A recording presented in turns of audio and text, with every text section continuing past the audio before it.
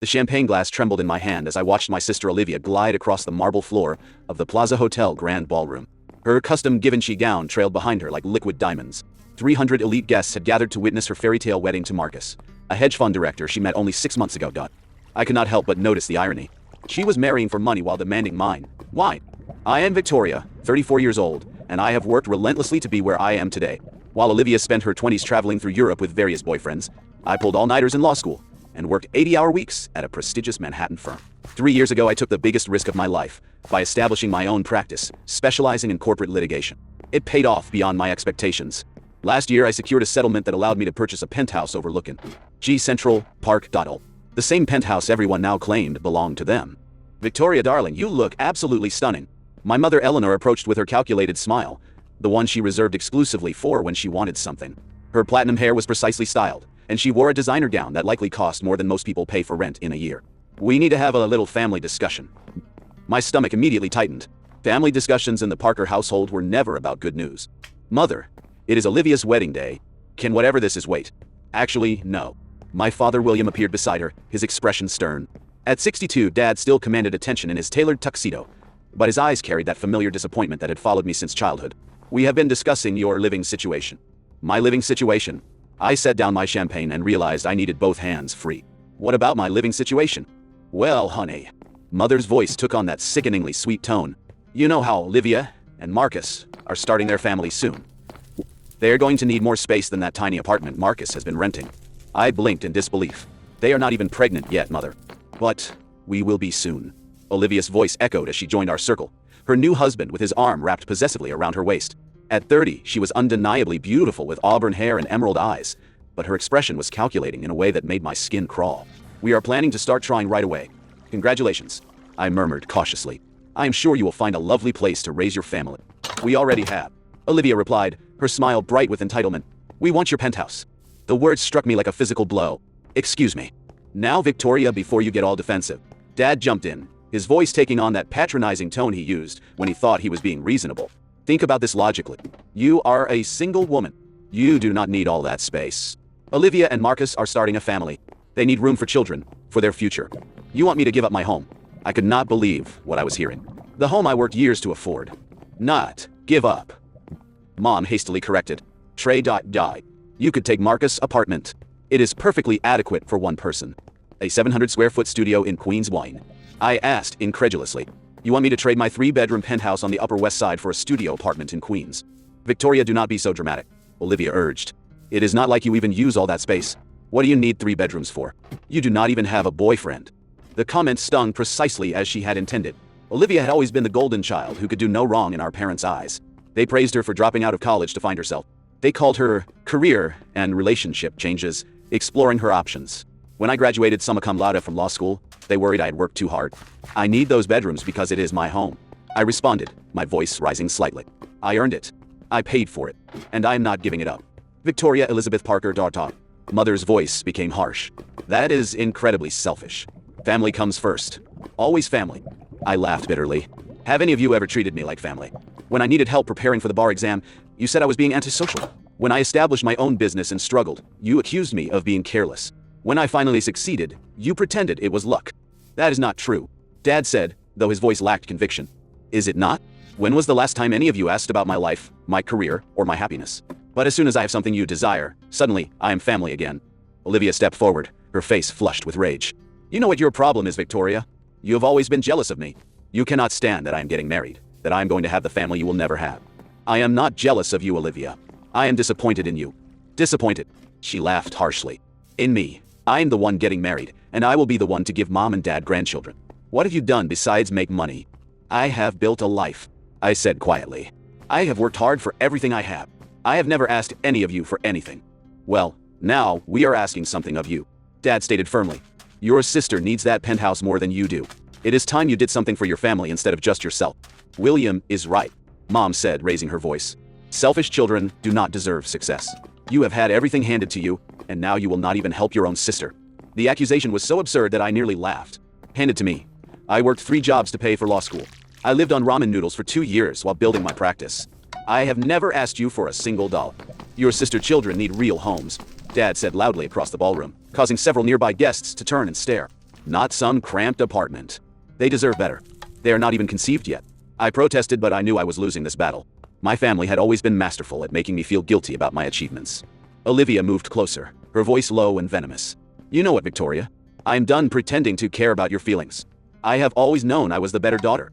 I am prettier. I am more likable. I am the one who makes mom and dad proud. And now I am finally getting what I have always deserved. Her words hung in the air between us, posing a challenge. Around us, wedding guests began to gather, sensing drama. Some were openly staring now, their conversations dying as they focused on our family argument. What do you always deserve? What do I said softly. And what exactly is that, Olivia? Everything, she replied simply. The penthouse. The respect. The life you have been hoarding for yourself. I deserve it all, and I am finally going to get it. Over my dead body. The slap came so fast that I did not see it coming. Olivia's hand struck my cheek with a piercing crack that echoed across the ballroom. For a brief moment, all sound stopped. 300 guests fell silent, their conversations halting mid-sentence as they turned to witness the scene unfolding before them. Then the laughter began. It started with a few scattered giggles from Olivia's friends, who had always looked down on me for being too serious and focused on my career. But it spread like wildfire among the audience. Guests who did not even know me were laughing, pointing and whispering behind their hands. Did you see that? She actually slapped her. About time someone put Victoria in her place. I always knew she was stuck up. My cheek burned, but I did not cry. I would not give them that satisfaction. Instead, I stood there feeling the weight of 300 pairs of eyes on me, listening to their laughter, whispered comments, and judgment. Olivia smiled triumphantly. Maybe now you will start acting like a real sister. Mom and Dad stood behind her, neither apologizing for their daughter behavior nor protecting me. They merely watched, waiting to see if I would ultimately give in to their demands. That is when I realized something important. This was not just about the penthouse. This was about them keeping me in my place, reminding me that no matter how successful I became or how hard I worked, I would always be the disappointment. The one who did not matter. But they had made one critical error. They had humiliated me in front of 300 witnesses, including several prominent figures from New York legal and business circles. People who knew me, respected me, and had seen what I was capable of. I reached into my purse and took out my phone, my hands remarkably steady despite the fury coursing through my veins. Without speaking, I began typing. Victoria, what are you doing? What are you doing? Mom inquired uneasily. I ignored her and continued to type. People around us began to laugh, less as they noticed I was not behaving as expected. I was not crying or running away in humiliation. I was doing something else entirely. Victoria, put that away. Dad commanded. You are embarrassing yourself. No, do I said quietly, still typing. I am not the one who should be embarrassed. Olivia attempted to grab my phone, but I moved aside and pressed send just as her fingertips brushed the screen. What did you do? She hissed. I looked up at her, my parents, and the multitude of guests who were still watching us with unmistakable interest. I chose the revenge that would silence you forever. Their confused expressions were nearly comical. They clearly expected me to either surrender to their demands or burst into tears. They did not expect me to fight back. My phone immediately began vibrating with responses, one after another, in rapid succession. Victoria, what did you send? Mother's voice became shrill, panic setting in. I gave the first genuine smile I had felt all evening. I sent a message to my professional group chat. You know, the one with all my lawyer colleagues. The journalists I have worked with. The business contacts I have made over the years. The people who actually matter in this city. Olivia's face turned ashen white. What kind of message? Just a little update about tonight events. How my family demanded I give up my penthouse to my sister and her new husband. How my mother screamed that selfish children do not deserve success. How my father said my sister hypothetical children needed real homes more than I do. How my sister slapped me in front of 300 people because I would not hand over my life work. The ballroom had gone utterly silent. Even the string quartet had stopped playing. I also mentioned how everyone laughed when I was assaulted. I said, my voice clearly audible in the hush, how amusing they found it that a successful woman was being put in her place by her family. Victoria, you need to delete that right now. Dad warned, his voice dangerously low. I shrugged. Delete what? The truth. Too late anyway. It has already been shared. You know how social media works, Dad. Once something is out there, it is out there forever. My phone was now continuously vibrating with messages of support, outrage on my behalf, and requests for additional information. The story was spreading faster than I had anticipated. You vindictive.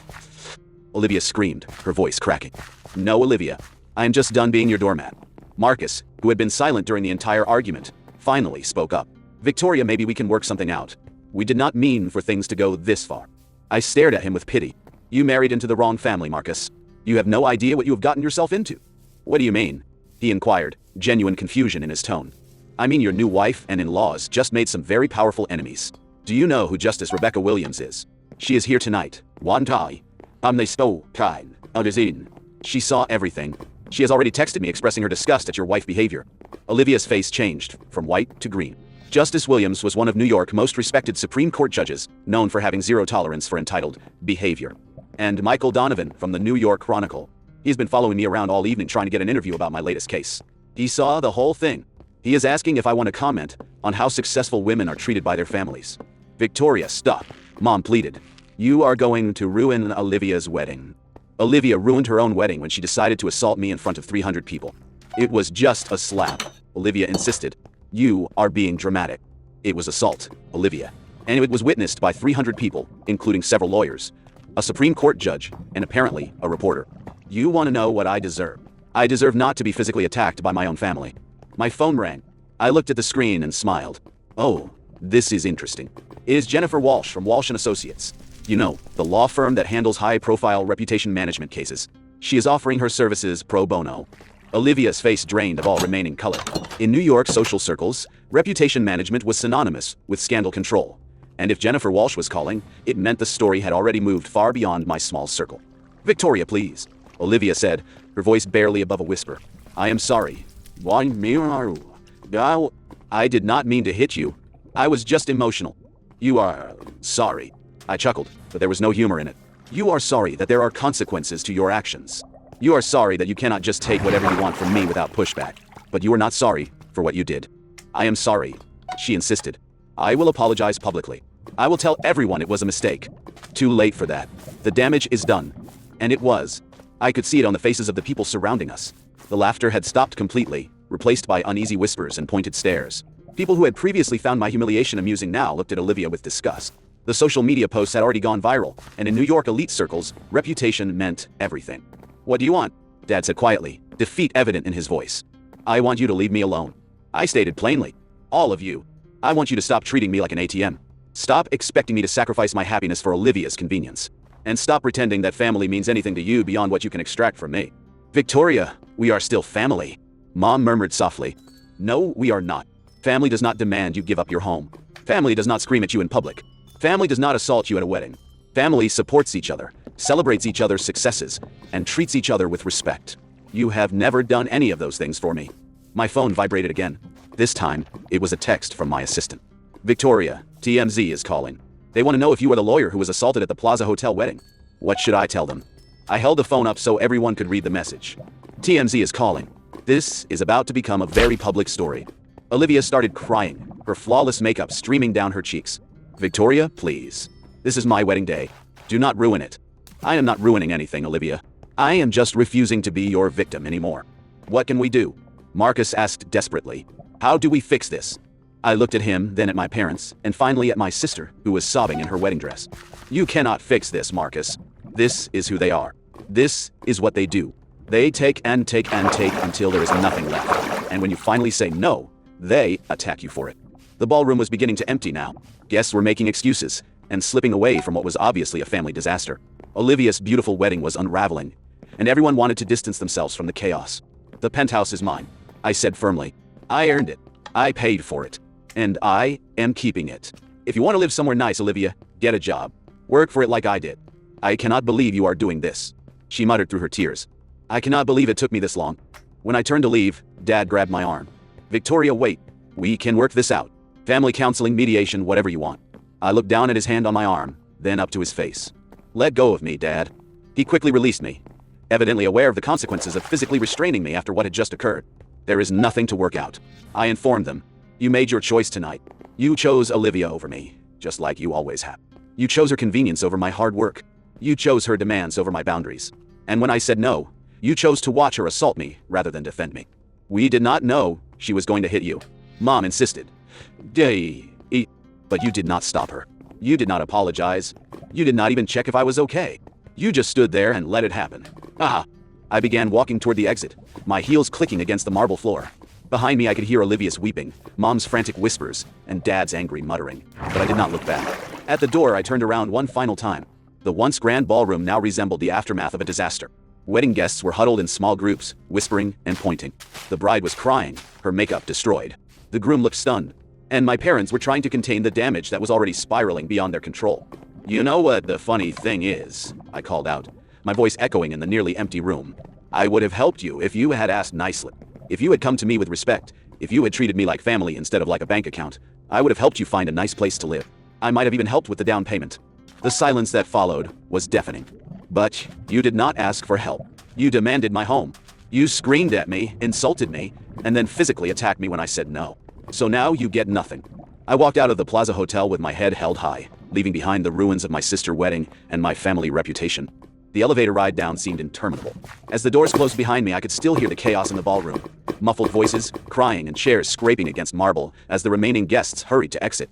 My phone had not stopped vibrating since I sent that message, and with each notification, I felt a mixture of relief and trepidation. The lobby was thankfully quiet. The night manager, a distinguished gentleman in his 50s, approached me with concern. "Ms. Parker, is everything all right? We heard there was some disturbance upstairs." I paused, realizing that even the hotel staff knew about the incident. "I am fine, thank you. Just family drama." He nodded politely, but I could see the curiosity in his eyes. By tomorrow, this story would have traveled through the hotel staff grapevine and to other luxury establishments across the city. In New York high society, scandals spread like wildfire. Outside, the crisp October air hit my face sharply, reminiscent of how I had already been slapped once tonight. I stood on the sidewalk for a moment, watching the traffic flow along Fifth Avenue, trying to process what had just happened. Part of me could not believe I had done it.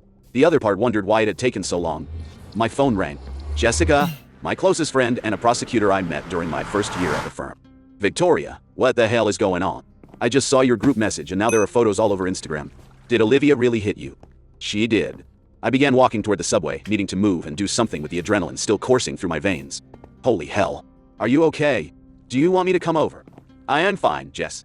Actually, I'm better than fine. I think I am finally free." Free. Wah. Free from pretending they are actually my family. Free from feeling guilty about my success. Free from walking on eggshells every time I am around them. There was a pause on the other end. "Victoria, you know this is going to get messy, right? Like, really messy." "I know, but I'm tired of being the one who always has to clean up their messes. Let them figure it out for once." "What about your parents? They are going to be devastated." I stopped walking. "Jess." They stood there and watched their daughter assault me in public. They demanded I give up my home for their golden child. They called me selfish for wanting to keep what I worked for. When exactly am I supposed to start caring about their feelings? "You are right," she replied gently. "I'm sorry, Mirandui. I just know how much family means to you. Family means everything to me. But they stopped being my family a long time ago. I was just too blind to see it." After hanging up with Jessica, I decided to walk home rather than take the subway. I needed time to think, to process what had just happened, and what was likely to happen next. The 40-block journey from Midtown to my Upper West Side penthouse would give me that time. As I walked, my phone continued to vibrate with messages. Some were from colleagues who had attended the wedding and expressed their shock and support. Others were from friends who had seen the message circulating on social media. A few were from journalists who had somehow obtained my number and wanted quotes about the incident. Patricia Winters, the senior partner at my former firm, sent the most surprising message. We had parted on good terms when I left to start my own practice, but we rarely spoke anymore. "Victoria, I just heard about this tonight. I want you to know you have my complete support. What happened to you was appalling, and I admire you for standing up for yourself. Please call if you need anything." Reading her message, I felt tears well up in my eyes for the first time all evening. Not tears of sadness or pain, but tears of gratitude. Here was someone who barely knew my family and had no obligation to support me, yet she offered it because it was the right thing to do. It made me realize how wrong my family had been about me. They portrayed me as a selfish person who only cared about money and success. But the messages flooding my phone told a different story. They came from people who knew the real me. The person who mentored younger associates, did pro bono work for domestic violence survivors, and volunteered at legal aid clinics, despite working 80-hour weeks. By the time I reached my building, I had over 200 messages and missed calls. My doorman, George, looked at me with concern as I walked into the lobby. "Miss Victoria, are you okay? You look like you have had a rough night." George had been working in my building for 12 years. He had seen me through law school stress, relationship breakups, career changes, and countless late nights. He knew me better than my family did. "I have had better nights, George, but I think things are going to improve from here on." He smiled warmly. "That is good to hear. You deserve all the happiness in the world." In the elevator, I finally allowed myself to look closely at my reflection in the mirrored walls. My cheek was still red from Olivia's slap. My hair was slightly disheveled and my makeup was smudged, but my eyes were bright and focused. I looked like someone who had been through battle and emerged victorious. As I entered my apartment, it felt like a sanctuary. The floor-to-ceiling windows offered a panoramic view of the city, lights twinkling like stars. This was my space, my achievement, my home, and no one was going to take it away from me. I poured myself a glass of wine and sat on my sofa, finally allowing myself to sort through the social media posts about the incident. Someone had recorded Olivia slapping me, perhaps thinking it was amusing at the time, and uploaded it to Instagram. The video had already been shared hundreds of times, and comments ranged from outrage to support. This is disgusting. Who hits someone at a wedding? That lawyer is my hero for refusing to back down. The sister is definitely entitled as hell. Whether in a family or not, assault is assault. I cannot believe everyone was laughing. What is wrong with people? But it was not just random internet users commenting.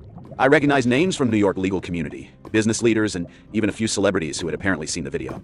The story was taking on a life of its own, reaching far beyond Olivia's wedding. The phone rang again. This time, it was my assistant Megan, calling from her personal phone. Victoria, I am so sorry to bother you on a Saturday night, but I have been getting calls all evening. The office voicemail is full, and reporters keep calling my personal line asking for statements. What kind of reporters? Everyone. Local news, Page 6, TMZ, even CNN. This story is everywhere. I close my eyes, suddenly exhausted. What are they asking? They want to know if you are pressing charges, if you are planning to sue, what your family relationship was like before this. Some are asking about your law practice and your success story. A few want to know about your dating life. Of course they did. A successful single woman being attacked by her married sister was a familiar theme in stories about female success and family dynamics. Megan, I need you to draft a statement. Keep it simple and professional. Something like, Victoria Parker is grateful for the outpouring of support she has received. She is focusing on her work and her clients at this time and will not be making any further public comments about this private family matter. Should I mention anything about pressing charges? I paused. The truth was I had not even considered filing charges. Olivia's slap had been meant to humiliate rather than cause physical harm. But the question made me realize I had options I had not considered. Do not mention charges either way. Let us keep our options open. After hanging up with Megan, I realized I was hungry. I had not eaten anything at the wedding because I was anxious about the impending family confrontation. I ordered Thai food and settled in to properly examine the aftermath of tonight's events. By late that evening, the story had gained significant traction on social media. The Instagram video of the slap had been shared by several gossip accounts, resulting in thousands of views within hours. More interesting were the lengthy articles already being written about the incident. A feminist blogger wrote about how women are expected to sacrifice their success for their families. A family therapist wrote about toxic family dynamics. A legal expert was discussing New York assault statutes. My story had grown beyond mere family drama. It had sparked broader conversations about success, gender, family expectations, and standing up for oneself. Olivia's Instagram account, which had been filled with wedding photos and jubilation just hours earlier, was now flooded with angry comments. People called her entitled, abusive, and spoiled. Her wedding hashtag Olivia and Marcus Forever was ironically being used to share the video of her slapping me. I almost felt sorry for her. Almost. Then I remembered her triumphant expression as she slapped me, the way she sneered about finally getting what she deserved, and my sympathy vanished. My dinner arrived, and as I ate the pad thai, I began receiving calls from unexpected sources. My college roommate, whom I had not spoken to in years, called to express her support. A cousin on my father's side, who had always been the family black sheep, called to share her own experiences with mistreatment by relatives. Even my high school guidance counselor, who had apparently seen the article on Facebook, called to express her pride in how far I had come. But the most meaningful call came from Justice Rebecca Williams, who had attended the wedding. Victoria, I hope you do not mind me calling. I got your number from the court directory. I wanted to personally apologize for what I witnessed tonight. Justice Williams, you do not need to apologize. You did nothing wrong. I should have intervened. I should have said something when I saw what was happening. Wah. Instead, I just stood there like everyone else. You were a guest at a wedding, not a referee at a family fight. Perhaps. But I have been thinking about it all evening, and I keep coming back to something. That was not just family drama, Victoria. That was a pattern of abuse. Emotional abuse, financial abuse, and then physical abuse. I've seen it too many times in my courtroom. Her comments hit me like a physical blow. I had been so focused on the slap and the demands for my penthouse that I had not considered the bigger picture. But she was right. This was more than just one terrible night. This was the culmination of years of my family, treating me like a personal bank, dismissing my accomplishments, and making me feel guilty about my success. I never thought of it that way. I said, abuse is not always obvious, especially when it comes from family. We are conditioned to accept behavior from relatives that we would never tolerate from strangers. But what I saw tonight, the financial demands, the public humiliation, the physical violence, that is a textbook case of family abuse. After I hung up with Justice Williams, I sat in my apartment for a long time, reflecting on her words. Had I really been abused by my family? It seemed like too strong a term. They had never hit me until tonight. They had never threatened me or tried to control my daily life. But they had consistently undermined my achievements, made me feel guilty about my success, and expected me to sacrifice my happiness for Olivia's convenience. They treated me like a bank account, not a daughter and sister. And when I finally said no, They publicly humiliated and physically assaulted me. Maybe Justice Williams was right. Maybe this was abuse, just in a form I had not recognized. The realization was both empowering and heartbreaking. Empowering because it confirmed I had made the right decision to end my relationship with them. Heartbreaking because it meant accepting that my family had never truly loved me. They just loved what I could provide for them.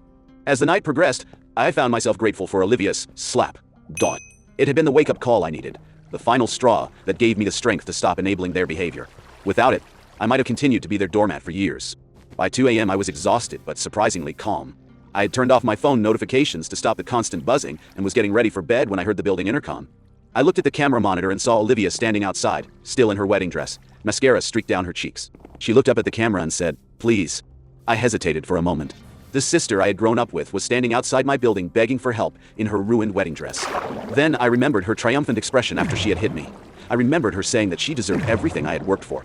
I remembered 300 people laughing as I stood there humiliated and alone. I switched off the monitor and went to bed. The story appeared on page 6 the next morning.